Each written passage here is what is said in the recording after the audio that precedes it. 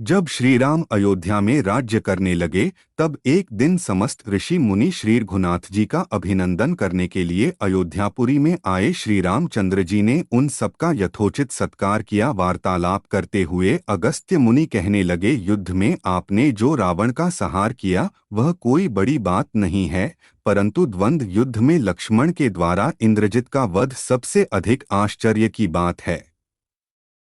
यह मायावी राक्षस युद्ध में सब प्राणियों के लिए अवध्य था। उनकी बात सुनकर रामचंद्र जी को बड़ा आश्चर्य हुआ। वे बोले, मुनिवर, रावण और कुंभकर्ण भी तो महान पराक्रमी थे, फिर आप केवल इंद्रजित मेघनाद की ही इतनी प्रशंसा क्यों करते हैं? महोदर, प्रहस्त विरूपाक्ष भी कम वीर न थे।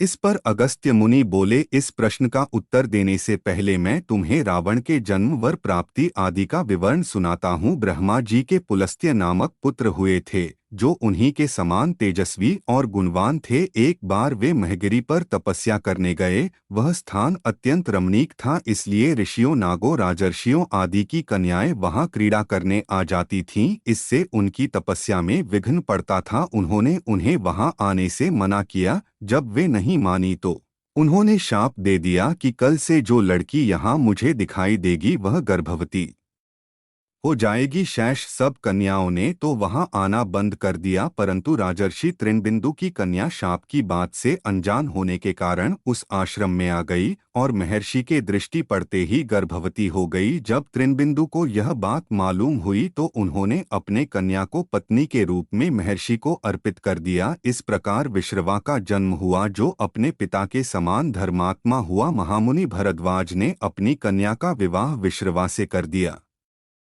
उनके वैश्रवण नामक पुत्र हुआ। वह भी धर्मात्मा और विद्वान था।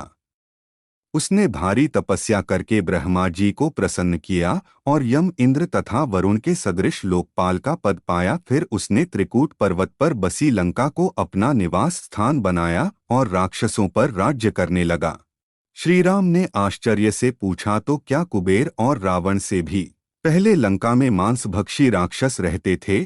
फिर उनका पूर्वज कौन था? यह सुनने के लिए मुझे कौतूहल हो रहा है। तब अगस्त्य जी बोले, पूर्व काल में ब्रह्मा जी ने अनेक जल जंतु बनाए और उनसे समुद्र के जल की रक्षा करने के लिए कहा। तब उन जंतुओं में से कुछ बोले कि हम इसका रक्षा करेंगे, और कुछ ने कहा कि हम इसका यक्षण पूजा करेंगे। इस पर ब्रह्मा जी ने कहा कि जो रक्षण करेगा वह राक्षस कहलाएगा और जो यक्षण करेगा वह यक्ष कहलाएगा। इस प्रकार वे दो जातियों में बंट गए। राक्षसों में हेती और प्रहेती दो भाई थे। प्रहेती तपस्या करने चला गया, परंतु हेती ने भया से विवाह किया, जिससे उसके विद्युत्केश नामक पुत्र उत्पन्न हुआ। विद्युत्केश के सुकेश नामक पराक्रमी पुत्र हुआ। सुकेश के माल्यवान, सुमाली और माली नामक तीन पुत्र हुए।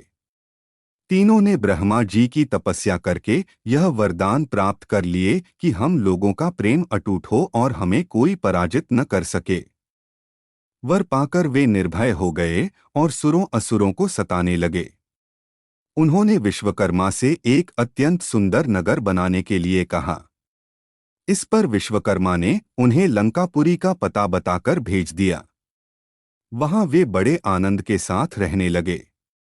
माल्यवान के वज्रमुष्टि, विरूपाक्ष, दुर्मुख, सुप्तघ्न, यज्ञकोप, मत्त और उन्मत्त नामक 7 पुत्र हुए।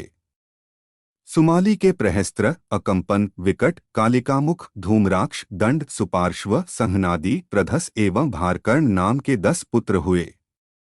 माली के अनल, अनिल, हर और संपाति नामक 4 पुत्र हुए।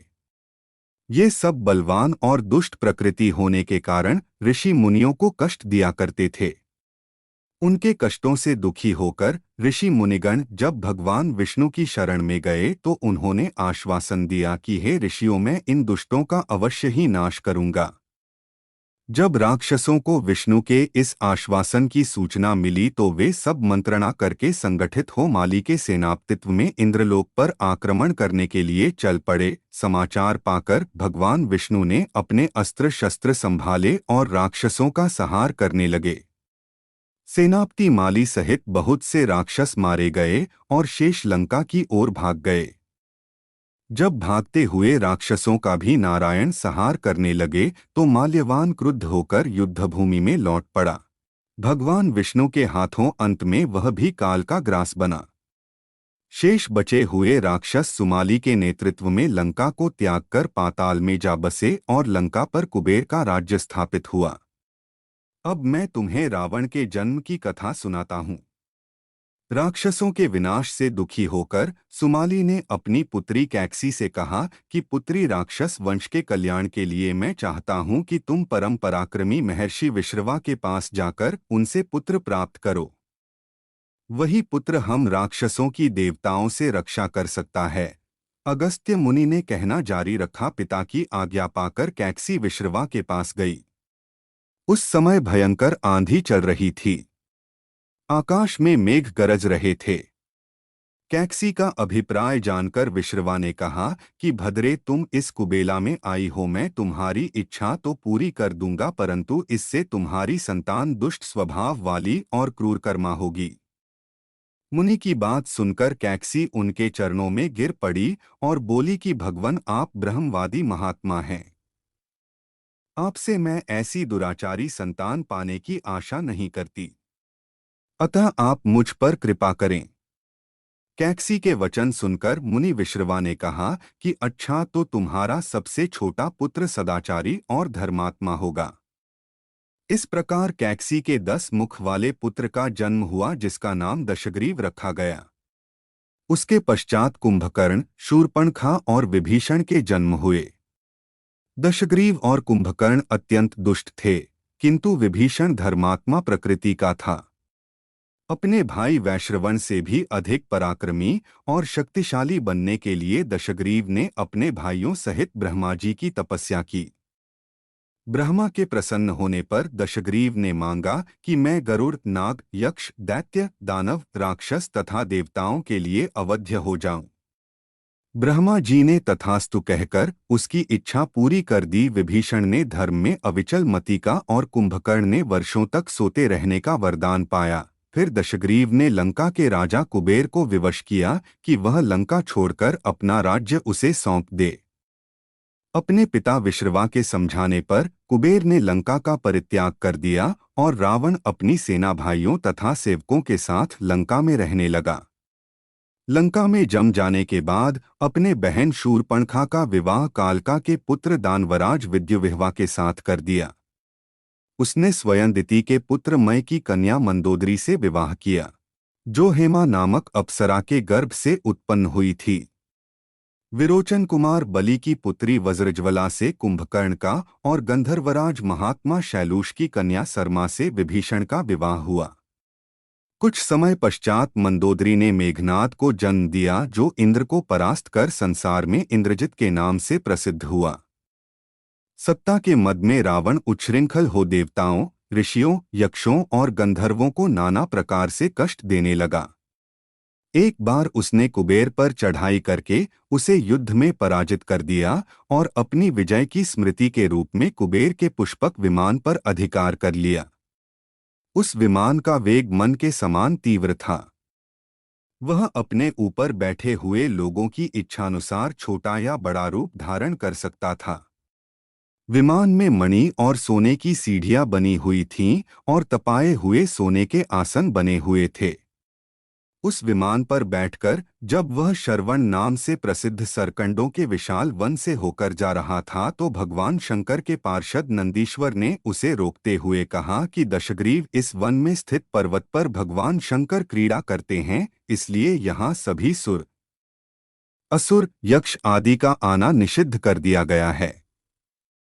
नंदीश्वर के वचनों से क्रुद्ध होकर रावण विमान से उतरकर भगवान शंकर की ओर चला।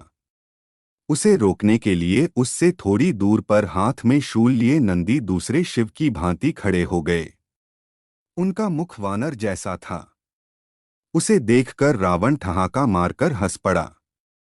इससे कुपित हो नंदी बोले कि दशानन, तुमने मेरे वानर रूप की अवहेलना की है, इसलिए तुम्हारे कुल का नाश करने के लिए मेरे ही समान पराक्रमी रूप और तेज से संपन्न वानर उत्पन्न होंगे। रावण ने इस ओर तनिक भी ध्यान नहीं दिया और बोला कि जिस पर्वत ने मेरे विमान की यात्रा में बाधा डाली है, आज मैं उसी को उखाड़ फेंकूंगा।